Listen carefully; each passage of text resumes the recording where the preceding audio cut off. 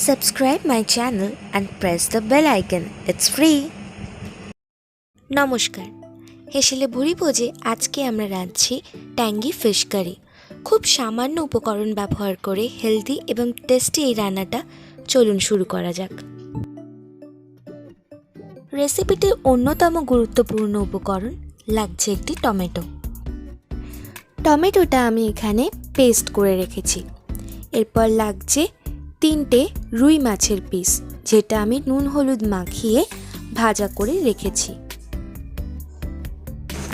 রুই মাছ একটি প্রোটিন সমৃদ্ধ মাছ, এছাড়াও এতে ক্যালোরিজও ভালোই থাকে। ভিটামিন ডি এবং ভিটামিন এ সমৃদ্ধ একটি মাছও বলা চলে।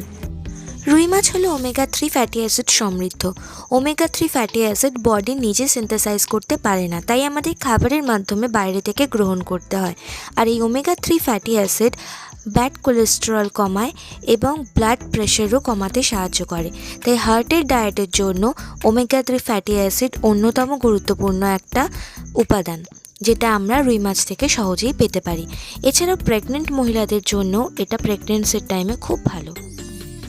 এবার যেই তেলে আমি মাছ ভেজেছিলাম সেই তেলেই আমি 1 চামচ কালো জিরে আর 2টো চেরা কাঁচা লঙ্কা ফোড়ন দিয়ে দিলাম।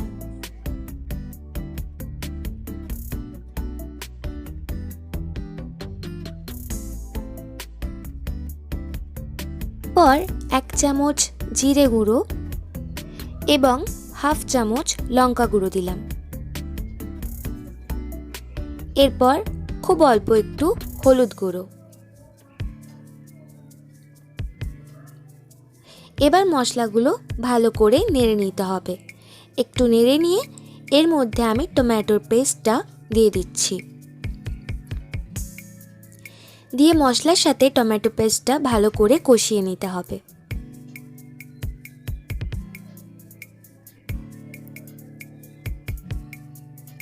এটা একটু ফুটে এলে এর মধ্যে আমি স্বাদ মতো নুন দিয়ে দিলাম।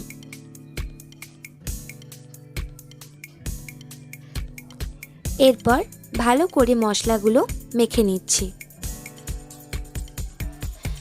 এরপর আমি একটু কাশ্মীরি লঙ্কা গুঁড়ো ব্যবহার করলাম। এটা অবশ্যই রান্নাটাকে একটা অন্য রং দেবে। আর অল্প একটু চিনি দিচ্ছি, সেটা স্বাদটাকে অনেক বেশি এনহ্যান্স করবে। এবার মশলাগুলো ভালো করে মিক্স হয়ে গেলে এর মধ্যে আমি গরম জল অ্যাড করছি। গরম জল দিয়ে এটা একটু ফুটতে দিতে হবে।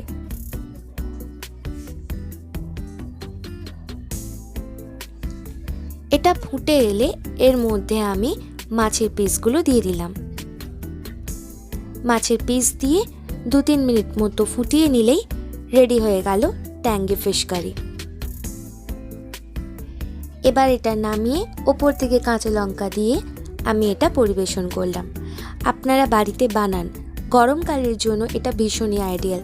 এবং অনেক সময় এমন হয় যে আমাদের রান্না বান্না করতে ইচ্ছে করে না, সেই সময়ে খুব চটজলদি একটা মাছের তরকারি রান্না করার জন্য এটা খুবই আইডিয়াল। বাড়িতে বানান, কেমন লাগলো আমাকে কমেন্ট সেকশনে জানান। আর বাড়িতে থাকুন, লকডাউনের সমস্ত নিয়ম মেনে চলুন, ভালো ভালো খাবার খান। ভিডিও ভালো লাগলে লাইক করুন, বন্ধুদের সাথে শেয়ার করুন আর সাবস্ক্রাইব করুন আমার চ্যানেলটি, যাতে করে আমি আরও নতুন নতুন ভিডিও আপনাদের সাথে শেয়ার করতে পারি। সুস্থ থাকুন, ভালো থাকুন, নমস্কার।